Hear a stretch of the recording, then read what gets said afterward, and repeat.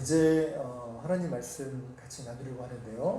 오늘 말씀의 제목은 하나님께서 붙드시는 인생, 하나님께서 붙드시는 인생이라는 말씀의 제목으로 같이 은혜의 말씀을 나누기 원합니다. 누구나 계획된 대로 살면 참 부족할 것 없고 잘 되겠죠. 그래서 이제 흔히들 내 계획대로 살면 억만장자 안 될 사람이 누가 있냐라고 말할 정도로 다 계획을 가지고 살아갑니다. 그 유명한 마이크 타이슨이라고 하는 권투 선수가 있죠. 그 권투 선수가 아주 유명한 명언을 남겼습니다. 뭐라고 얘기하냐면 누구나 다 그럴듯한 계획이 있다. 링 위에 올라가서 얻어 터지기 전에는 이런 아주 유명한 명언을 남겼죠. 그래서 그럴싸한 계획을 가지고 링에 올라오지만 자기 주먹에 맞고 나서는 그 계획이 다 없어진다는 것을 알게 되죠. 그것처럼 계획을 세우고 또 계획이 계획대로 진행되는 것을 누구나 바라지만 그렇지 않은 것에 참 많은 안타까움을 가지고 살아가는 것이 우리의 삶이 아닌가 싶습니다. 그래서 이렇게 자신이 원하는 대로 하고 싶지만 잘 되지 않는 이 현상을 코끼리 기수 이론이라고 합니다. 이 이론은 무엇이냐면 코끼리를 움직이는 기수가 있는데 이제 코끼리를 타고 나서 움직여 갈 때에 계획들을 세우죠. 이렇게 가고 또 저렇게 움직이고 또 앞발을 들게 하고 이런 계획들을 짜게 됩니다. 그런데 어느 한날은 코끼리가 폭주할 때가 있다고 해요. 그러면 아무도 말리지 못한답니다. 심지어 그 코끼리 등 위에 올라탄 기수도 코끼리가 움직이는 대로 갈 수밖에 없는. 그래서 끝까지 그렇게 움직이다가 이제 그 폭주가 끝나게 될 때 그제서야 비로소 이제 말을 듣게 된다는 내용입니다. 심지어 코끼리 기수도 자기가 계획한 대로 되지 않는다는 것이죠.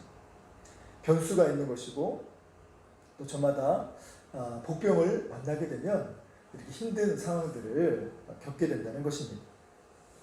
우리의 삶도 이와 마찬가지가 아닌가 싶습니다. 자신이 하고 싶은 것이 있어서 마음을 먹고 계획을 짰지만 실제로 되지 않은 일들을 겪을 때가 얼마나 많은지 모릅니다. 오늘 본문에 나온 이 다윗의 삶도 마찬가지였어요. 마음 먹고 계획대로 되지 않을 때 믿음의 사람은 어떻게 행동을 했고 또 이 난관의 상황 가운데 어떻게 이겨내게 됐는지, 이 코로나 시대도 바로 그런 상황이 아니겠습니까? 우리가 계획한 대로 되지 않는 이 상황 가운데 어떻게 행동하고 또 처신해야 되는가, 그 말씀의 교훈을 오늘 메시지를 통하여서, 오늘 본문을 통하여서 받고 돌아가시는 귀한 시간이 되기를 간절히 소망합니다. 네. 오늘 말씀을 간단히 설명을 좀 드리면 다윗은 젊은 시절에 왕의 사위가 되었죠. 그러나 아이러니하게도 그 장인인 또 그 왕에게 쫓김을 당하는 인생이 됩니다. 어쩔 수 없이 다윗은 이스라엘의 온 동네를 헤매고 다니며 목숨을 부지하게 되는 그런 급급한 삶을 살게 되었습니다.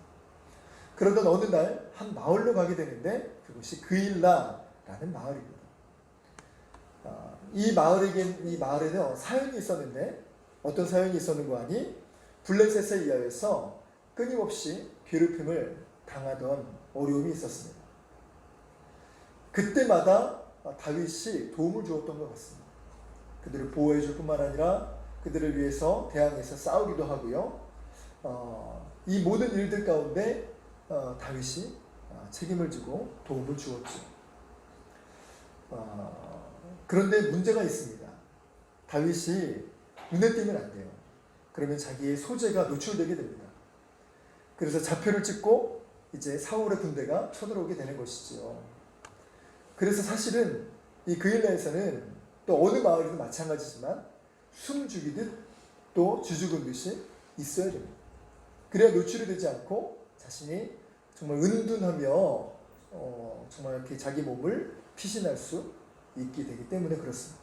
이 블레셋에 대해서 진행을 하면서 쳐들어올 수 있는 상황 가운데도 다윗이 이들을 구해주었죠. 근데 그일라 사람들이 이 은혜를 원수로 갚는다고 다윗의 소재를 일러 바치게 돼요. 왜 그런가 하니 사실 그일라 사람들의 입장도 이해가 되는 것이 사울 왕이 엄포를 내립니다.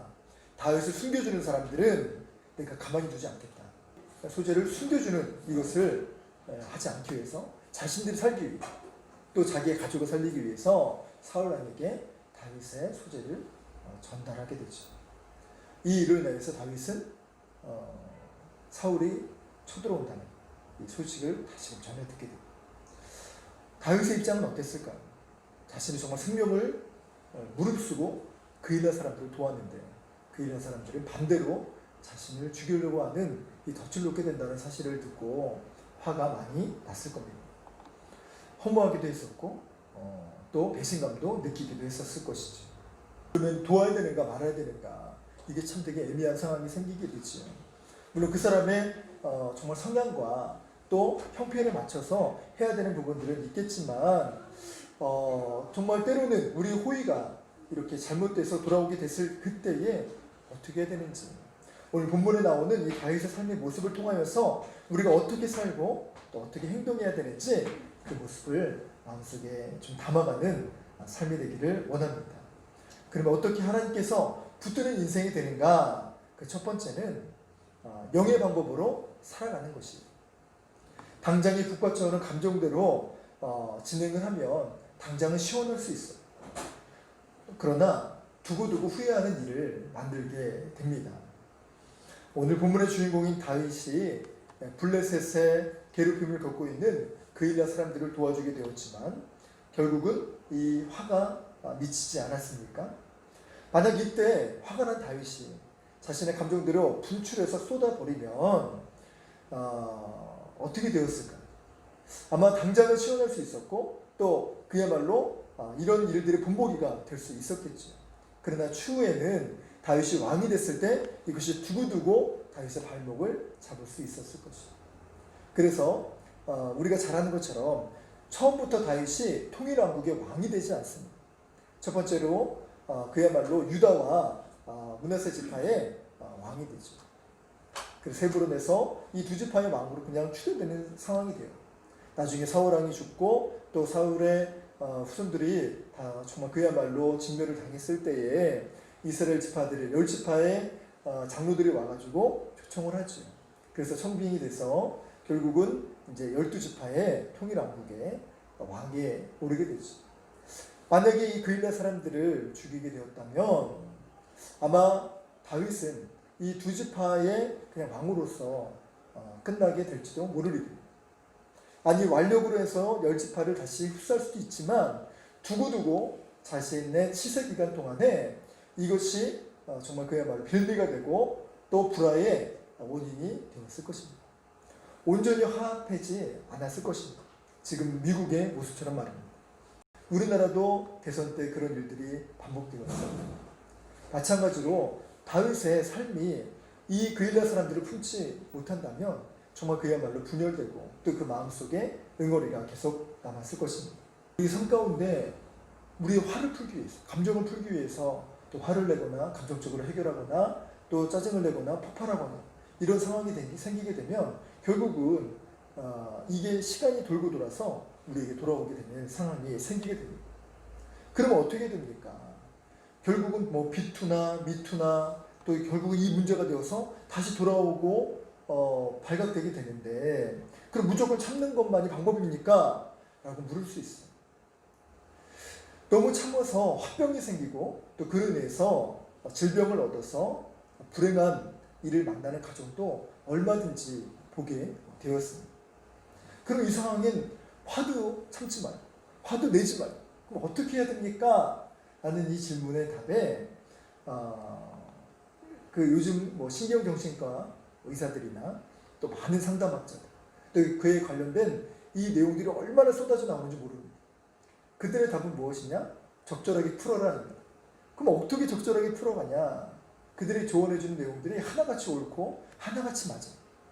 문제는 뭐냐면 정말 감정이 복받쳐 왔을 때 이 일들이 생각나느냐 또 이 일대로 내가 행동할 힘이 있느냐 거기에 문제가 일어나게 되죠.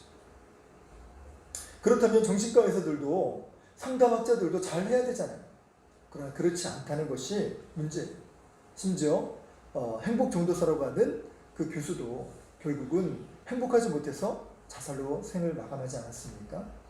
이것처럼 아는 것과 행동하는 것에는 그 괴리감이 있다는 것이죠. 그러면 어떻게 이것을 해결할 수 있는지, 그의 답은 하나님께 맡기고 하나님의 방법으로 푸는 것입니다. 그것은 이 분노의 감정, 또 이 억울함의 감정, 또 이 정말 배신과 상실의 감정을 하나님 앞에 토로하는 것입니다. 다윗은 어떻게 했나요? 제사장에게 이야기해서 에봇을 가져오라 라고 이야기해요. 무엇이냐? 하나님께 예배드리는 방법, 하나님께 기도하는 방법을 선택했다는 것입니다. 이것은 너무나도 중요해요. 사람은 내 이야기를 들어주지만 하나님은 우리 이야기를 들어주실 뿐만 아니라 해결해 주시고 보듬어 주시는 분이십니다. 또 지혜를 가르쳐 주셔서 이거를 어떻게 해결해야 될지 아주 좋은 방법을 정말 떠오르게 하시죠. 사람의 방법, 나의 지식으로는 해결할 수 없는 놀라운 방법으로 지도해 가시고 이끌어 가심을 보게 됩니다. 또 결정적으로 제일 중요한 것은 내가 할 수 있는 힘이 없어. 알아도 행동할 수 있는 힘이 없을 때 성령님이 나를 이끌어 가시죠. 요즘 용어로 이야기한다면 정말 멱살 잡고 하드캐리 하시는 것이 우리 성령님의 놀라운 능력입니다. 또 그렇지 않을 때는 우리에게 계속 찔림을 주세요. 너무 감사한 건 뭐냐면 저도 자녀를 키울 때 또는 저도 사회생활을 할 때에 정말 그야말로 인간적인 그런 방법들이 올라오게 될 때가 있어요. 또 그런 실수를 저지를 때도 있습니다. 그런데 그 다음에는 계속해서 마음에 찔림을 주세요. 회개케 하시고 또 그래 그렇게 하면 안 되지. 이것이 너무 뼈아픈 추억으로 남아서 그 다음에는 그렇게 행하는 부분들이 조금씩 완화되거나 발전이 되는 믿음의 성숙을 보여주게 되죠. 이것이 바로 놀라운 성령의 힘이요. 하나님이 이끌어 가시는 방법입니다. 하나님께 맡기는 사람은 하나님이 붙드시는 인생을 살아가게 되는 것입니다. 어제 뉴스 기사를 보니까요. 할로윈 살인 폭동이 일어났다고 합니다. 이 코로나 블루라고 하는 건 코로나 우울감이죠. 이 코로나 블루가 진화돼서 코로나 레드가 되었다라는 기사예요. 코로나 레드는 살인 폭동으로 피해 그런 현장들이 일어났다는 것이죠. 이것이 비단 남의 이야기만은 아닙니다. 내 마음은 어때요? 코로나 블루가 코로나 레드로 바뀌지는 않습니까? 혹 지금은 그렇지 않더라도 나중에 이 코드가 바뀌지는 않습니까? 이런 모든 상황들이 됐을 때 믿음의 성도들은 주님 앞에 나와야 됩니다. 내 감정대로, 내 기분대로 이것을 주체할 수 없을 때 하나님 앞에 나와야 되지. 그것이 꼭 예배당만은 아니라 나의 삶의 자리에서 주님을 바라보는 공간이 있어야 됩니다. 구별되는 시간들이 있어야 되죠. 주님을 바라볼 수 있도록. 그래서 가정에서 십자가를 두는 이유는 그 십자가를 바라보면서 생각하라는 것이죠. 잠깐 생각하는 그 시간이 필요합니다. 심지어 상담학자도 그때는 잠깐 모면하라고 해요. 길지 않답니다. 5분이 아니라 30초만이라도 잠깐 화를 식히는 부분들이 필요하다. 근데 그 시간들이 믿음의 사람들이 기도하는 시간들로 바뀐다면 얼마나 달라지겠습니까? 말씀을 듣는 것으로 끝나면 아무것도 되지 않지만 이 삶이 주님을 바라보는 삶이 되고 주님을 의지하며 맡기는 삶이 된다면 우리가 매일매일 주님이 주시는 에봇의 옷을 입고 주님 앞에 서는 주님을 뵈는 방법일 줄로 믿습니다. 그러므로 매일의 예배를 통하여서 매일의 주님을 만나는 기도의 시간을 통하여서 성령의 음성을 듣고 그 음성 따라가는 삶이 되기를 소망합니다. 그래서 다윗은 시편 62편의 말씀처럼 이렇게 고백합니다. 포악을 의지하지 말며 탈취한 곳으로 허망하여지지 말며 재물이 늘어도 거기에 마음을 두지 말지어다. 하나님이 한두 번 하신 말씀을 내가 들었나니 권능은 하나님께 속하였다 하셨도다. 주여 인자함은 주께 속하오니 주께서 각 사람의 행한 대로 갚으심이니이다. 다윗은 감정대로 행하지 아니하고 또 물질이 없다고 해서 정말 그렇게 끌려가는 삶이 되지 않았다는 것이죠. 하나님께 맡겼고 하나님을 바라보았고 하나님을 기다리는 삶이 되었던 것입니다. 이것이 바로 하나님 음성에 순종하는 삶이요, 하나님의 주시는 영의 방법을 붙드는 삶이요, 하나님이 행하신 대로 갚아주는 삶이 되는 것입니다. 자, 두 번째로 하나님께서 붙드시는 사람은 구체적으로 기도하는 사람이라는 것입니다. 다윗은 제사장에게 에봇을 가져와 달라라고 부탁한 뒤에 기도하기 시작합니다. 그래서 10절과 11절의 말씀을 보면 이렇게 기도하지요. 다윗이 이르되 이스라엘 하나님 여호와여, 사울이 나 때문에 이 성읍을 멸하려고 그 일나로 내려오기를 꾀한다함을 주의 종이 분명히 들었나이다. 그 일나 사람들이 나를 그의 손에 넘기겠나이까? 이렇게 구체적으로 물어보죠. 또 사울왕이 내게 내려오나이까? 라고 하나하나 하나님께 여쭤봅니다. 어떻게 보면 이것은 참 간단한 기도이기도 하고 되게 단순한 기도이기도 합니다. 그런데 이 단순함이, 이 간단함이 매우 중요한 영적인 법칙이라는 것이지요. 어떤 분은 기도하면서 이 간단한 제목만 붙들고 기도하는 사람들이 있어요. 또는 대략적으로 기도하는 것이 있죠. 가령 이렇게 기도하죠. 하나님 오늘 하루의 삶을 지켜주세요 라고 그냥 끝나고 마는 경우가 있어요. 물론 시간이 급하면 그렇게 기도하고 말겠지만 하루의 일정을 놓고 기도하는 것들이 너무 중요합니다. 그렇게 한번 살아보세요. 새벽에 또는 하루를 시작하기 전에 오늘 하루 일정을 주님 앞에 스케줄 보고를 하듯이 하나님 오늘 이런 일정들이 있습니다. 주님 도와주시고 잘 감당할 수 있도록 도와주옵소서. 우리는 그렇게 기도하면 안 돼요. 하나님은 다 아시니까 어떻게 또 이런 것까지 기도해. 하나님 바쁘신데. 그래서 하나님 죄송하다고 기도하지 않는 분들도 저는 보았습니다. 하나님은 바쁘신 분도 아니고요. 이런 것까지? 아니요. 이런 것까지도 기도하기를 기뻐하시는 분이 우리 하나님이세요. 그래서 5만 번 기도 응답의 비밀이라는 책으로 또 이야기로 유명한 우리 조지 뮬러 목사님도 아주 구체적으로 기도하셨다고 해요. 그래서 어떻게 기도하셨냐? 나는 구체적으로 분명하게 마치 주님께서 눈에 보이게 오셔서 옆에 서 계신 것처럼 나는 기도합니다. 주님, 어린 고아에게 먹을 것이 필요합니다. 창고의 열쇠를 찾게 해주세요.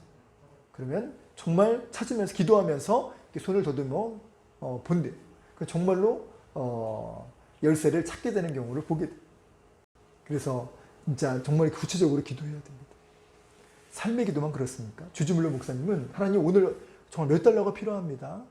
거긴 독일이니까는 독일 화폐가 있겠지만 가령 예를 들어서 달러라고 한다면 하나님 몇 달러가 필요합니다. 채워주세요. 정확하게 그거를 채우셨어요. 우리도 다니엘 기도회 때 기도 제목들을 올릴 때 처음에 올릴 때 정말 구체적으로 넣는데 150자 내에 쓰라고 해가지고 정리가 된 거예요. 그래서 이제 간단하게 추려서 올라가게 됐지만 그럼에도 불구하고 정말 제가 할 수 있는 가장 구체적인 기도의 제목을 담았습니다. 여러분 다니엘 기도회에 기도하시면서 어떤 제목을 가지고 기도하세요? 저도 구체적으로 기도하는 제목이 있습니다. 여러분들도 기도하는 구체적인 제목들이 있습니까? 어떤 성경학자는 이렇게 말을 했다고 해요. 기도는 신의 관광을 하는 멋진 승용차가 아니다. 기도는 공장 창고로 가서 뒷문을 열고 짐을 싣고 돌아오는 트럭이다 라고 이야기를 했어요. 여러분 이거 상징하는 바가 되게 매우 많아요. 여러분 우리가 기도할 때 정말 그야말로 바깥에서 풍경을 구경하듯이 또는 쳐다보듯이 이렇게 그냥 하고 훑고 지나가는 게 있습니다. 기도 제목도 마찬가지예요. 그냥 하나님 이런 기도 제목 그냥 훅 훑는 것이 아니라 그렇게 훅 정말 구체적으로 기도하다가 하나가 딱 잡혀서 기도가 더 깊이 될 때가 있어요. 그럼 그걸 자꾸 깊이 기도하는 거예요. 그러다가 또 다른 기도 제목들을 또 기도하다 보면 또 하나 잡혀요. 이게 매일매일 똑같은 게 아닙니다. 어떤 데는 여기에서 정말 그야말로 포즈가 돼서 여기에 멈춰지게 되고요. 또 어떤 데는 여기가 더 깊이 기도가 될 때가 있어요. 그게 바로 성령이 이끄는 대로 기도하게 되는 것이죠. 여러분 기도는 정말 승용차로 관광여행 가는 것이 아니라 트럭을 타고 물건을 싣고 오는 것이 기도임을 믿으시기 바라요. 그래서 이제 오늘 삶의 보스들을 통하여서 다윗이 기도했던 것처럼 민수기 14장 28절에는 이렇게 기록하고 있습니다. 그들에게 이르기를 여호와의 말씀에 내 삶을 두고 맹세하노라. 너희 말이 내 귀에 들린 대로 내가 너희에게 행하리니. 불평이 되고 원망이 되면 그냥 불평되는 대로 살아가게 되죠. 그러나 그것이 감사가 되고 기도가 되면 그 삶의 대로 하나님께서 들으시고 응답하신다는 것입니다. 그래서 우리의 삶 가운데 구체적인 기도는 하나님을 위해서만이 아니라 정작 중요한 것은 내 자신을 위해서 구체적으로 기도해야 됩니다. 구체적으로 기도하다 보면 내 자신이 놀랍게 바뀌는 것을 보게 돼요. 나를 향한 하나님의 심정을 깨닫게 됩니다. 우리 찬양했잖아요. 나를 향한 계획 찬양했잖아요. 주님의 계획들을 깨달아 가게 돼요. 또는 내가 정말 구체적으로 기도하다 보면 하나님의 심정을 느껴요. 아, 이거는 기도할 제목이 아니구나. 아, 이것을 왜 기도하게 하시는구나. 아, 이 고통을 이렇게 해서 주셨구나. 하나님의 심정을 깨달아지게 돼요. 성숙하게 됩니다. 철이 들게 돼요. 그리고 기도의 과정을 통하여서 정말 하나님이 주신 고통의 이유를 알게 되고 또 이 연단의 과정을 깨닫게 됩니다. 그래서 더욱 진짜 믿음이 깊어지게 되고 하나님을 향한 신뢰가 더욱더 돈독해지게 되는 것이죠. 그래서 이제 개역 개정판에는 바뀌었지만 개역 한글판에는 그리 아니하실지라도 라고 하는 이 내용이 정말 이렇게 그야말로 기도하다가 그냥 구멍을 파놓고 빠져나가기 위해서 그리 아니하실지라도가 아니라 하나님의 심정을 이해한 사람만이 할 수 있는 고백이 바로 그리 아니하실지라도. 이 단어의 뜻은 내 뜻대로는 되지 않아도 하나님 뜻대로 이루어질 줄로 믿습니다. 이것이 바로 그리 아니하실지라도의 신앙이죠. 어떨 때요? 구체적으로 기도하는 사람에게 이 신앙의 놀라운 비밀들을 하나님의 심정을 깨닫게 되며 하나님을 알아가게 되는 것입니다. 그래서 이렇게 구체적으로 기도하는 사람에게 하나님은 정말 그 삶을 붙들어 주시는 줄 믿습니다. 자, 세 번째로는 하나님께서 붙드시는 사람은 곁에 있는 사람도 붙들어 주신다는 것입니다. 7절의 말씀에서 그일라 사람들이 사울왕에게 다윗을 곤자질하지요. 다윗은 남을 정말 돕기 위해서 백방으로 뛰어다녔지만 그의 삶은 정말 무너지는 삶이 되는 것처럼 보였습니다. 그러나 하나님이 도와주셨죠. 그리고 무사히 그일라를 떠나게 만들어 주셨습니다. 그런데 여기서 다윗의 위기는 끝난 것이 아닙니다. 13절을 보면 다윗이 그일라를 떠났던 것조차도 사울 왕에게 보고한 사람들이 있어요. 이건 매우 중요하거든요. 그러면 다윗이 퇴로까지도 막히는 상황이 생기게 됩니다. 야, 어떻게 정말 내가 그 사람들에게 원수질일을 한 것도 아닌데 어떻게 나에게 이렇게 할 수가 있는가 라는 상황이 생기게 되죠. 저도 그 전에 있는 교회에서 나오게 됐을 때 나온 것까지는 제가 이해를 했어요. 근데 진짜 저의 퇴로까지도 막는 상황이 생겼어요. 제가 당신에게 원수질 일을 한 것도 아닌데 어떻게 이렇게 끔찍하게 하세요? 어떻게 이렇게 잔인하게 하세요? 라고 할 정도로 그런 어려운 상황이 생겼죠. 여러분, 정말 나를 힘들게 하는 사람이 있는가 반면에 우리가 하나님을 붙들면 정말 하나님이 나를 돕는 사람들까지도 보내주시는 줄 믿습니다. 정말요, 저희는 어려운 상황들이 생겼지만 진짜로 저희를 돕는 사람들을 하나님이 보내주셨어요. 어렵고 힘들 때마다 제자들이 와서 방문케 하시고 심지어 밥도 사주고요. 또 정말 그야말로 쓸 정말 물질도 봉투도 주고요. 그리고 선물도 주고요.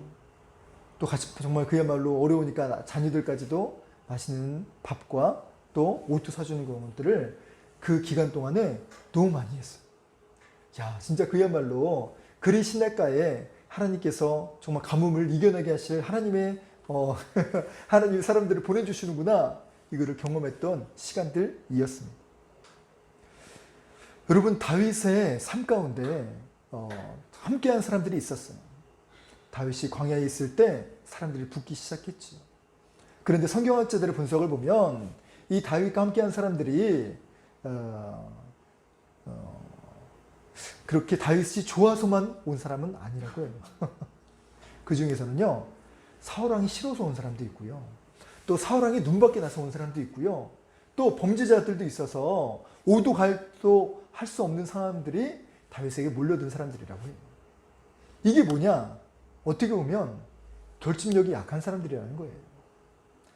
지금 상황 가운데 사울왕에게 쫓겨서 죽임을 당할 수밖에 없는 이 상황이라고 한다면 이 뜨내기 사람들이 떠나가야 정상이에요. 그렇지 않겠어요? 그런데 오늘 성경 본문 13절을 보니까 이 600명이나 되는 사람들이 똑같이 다윗과 함께 일어나 움직였다는 것입니다. 이 모든 과정들을 통하여서 더 결속력이 있게 됐고, 또 하나님이 정말 붙드시니까 자신을 배반하는 사람들이 있는가 반면에 자신과 함께하는 사람도 이렇게 있게 만들어 주셨다는 것입니다.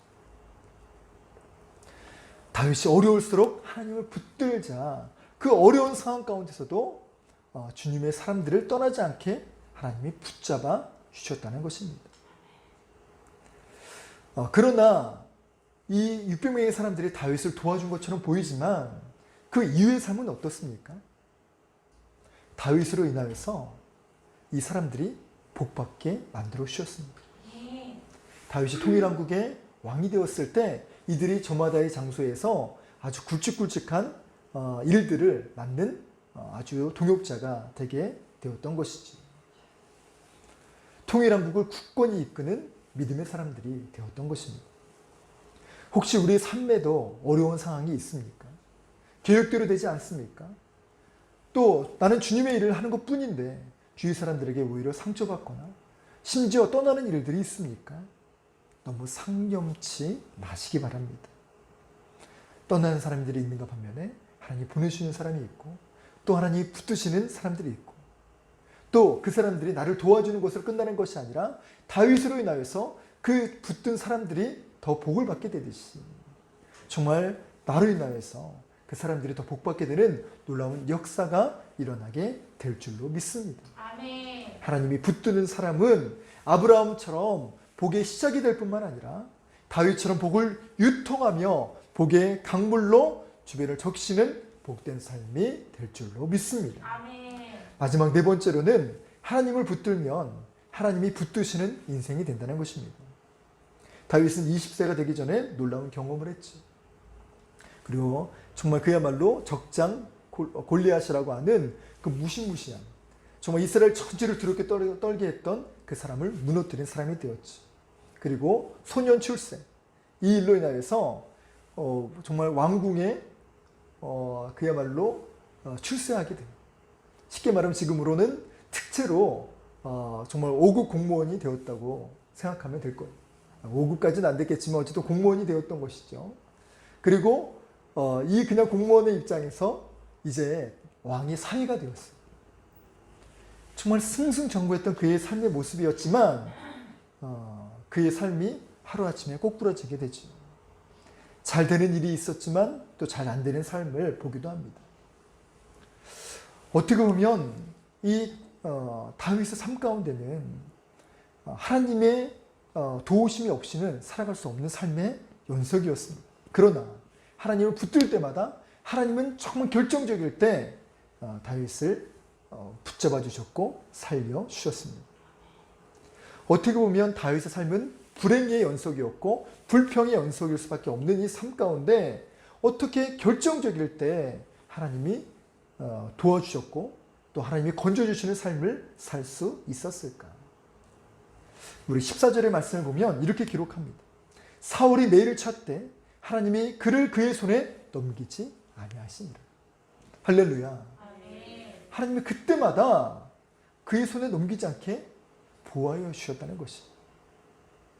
그런데 여러분, 이 본문에서 중요하게 보여야 될 건 뭐냐면 매일 찾되라는 것입니다. 이것은 한 번 쳐들어온 것이 아니라 매일매일 다윗을 잡으려고 혈안이 되었다는 것입니다. 여러분, 우리의 삶도 마찬가지예요. 매일매일 사단은요, 우리를 넘어뜨리게 하도록 계속해서 어려움을 주고요, 공격하고요, 무너뜨리게 합니다. 매 순간, 매 시간, 언제 갑자기 우리에게 들어와 우리를 힘들게 할지 모른다는 것입니다. 빗발치는 악한 영의 공격 속에서 우리가 살아있는 것 자체가 기적일 정도가 있지요. 하나님을 믿는다고 아무런 문제가 없는 것은 아닙니다. 그러나 시편 37편의 기자의 고백처럼 여호와께서 사람의 걸음을 정하시고 그의 길을 기뻐하시나니 그가 넘어지나 아주 엎드려지지 아니함은 여호와께서 그의 손으로 붙드신 임의로다. 하나님 우리를 붙드시기 때문에 우리가 건짐받을 수 있게 되는 것입니다. 외줄타기 같은 이런 복잡하고도 힘든 삶이지만 그럼에도 불구하고 우리가 정말 그 가운데 이 길을 건너갈 수 있었던 것은 하나님은 우리에게 균형 잡는 이 추의 역할뿐만 아니라 때로는 그 밑에 있는 그야말로 완충작용을 할 수 있는 그 든든한 그물이 되어 주실 우리 하나님의 보호막이 있기 때문입니다. 다윗은 그일라에서 위기를 만나 또 십강항에서 죽을 뻔한 이 삶이 있다 할지라도 이 어려운 가운데 결코 어떻게 되지 않았습니다. 왜요? 하나님이 그때그때마다 정말 사단에게 또 사울왕에게 그 어떤 세력에게 우리를 넘겨주지 않기 때문에 그렇습니다. 코로나 과정 가운데 누구나 그 전에는 계획이 있었을 거예요. 또 저희들도 내년을 코로나 시대를 함께 가는 우리들도 내년을 향한 계획들, 또 자녀를 향한 계획들, 가정을 향한 계획들이 있을 겁니다. 그럼에도 불구하고 우리 뜻대로 되지 않을 수도 있어요. 그 상황 가운데 하나님께서 정말 피할 길을 내시고 이길 길을 주시며 또 어려운 상황 가운데 우리를 건져 주실 것입니다. 우리 성도님 모두가 이렇게 하나님의 놀라운 능력을 체험하고 그 체험의 능력은 하나님을 붙들 때 하나님이 붙드시는 복된 삶이 되시길 주 예수 그리스도의 이름으로 간절히 축원합니다. 지금 우리 찬양하고 마쳤으면 좋겠어요.